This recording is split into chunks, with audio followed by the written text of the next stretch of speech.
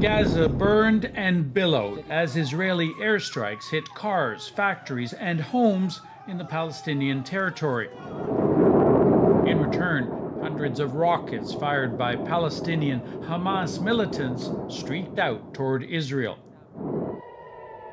In a major escalation tonight, many were aimed at Tel Aviv, where residents scrambled for shelter.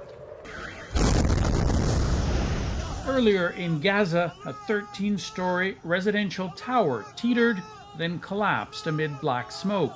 Residents were warned to leave by text messages from Israel as the Israeli army said it was targeting Hamas offices in the complex. There were no reports of deaths there, but the streets filled with the funerals of more than 24 others. One was an 11-year-old boy. Why did you kill him? Asks his uncle. Israel kills and no one answers for it, he says, even though the whole world is watching. Along the border with Gaza, Israel lined up its tanks, threatening an invasion. And in a meeting with military commanders, Israeli Prime Minister Benjamin Netanyahu was defiant.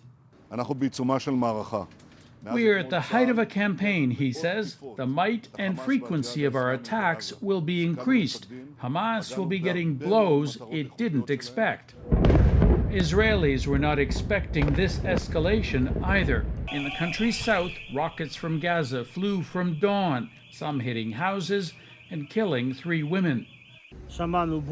We heard a boom and sirens. There was the smell of smoke, he says, as Israeli missiles intercepted rockets from Gaza overhead.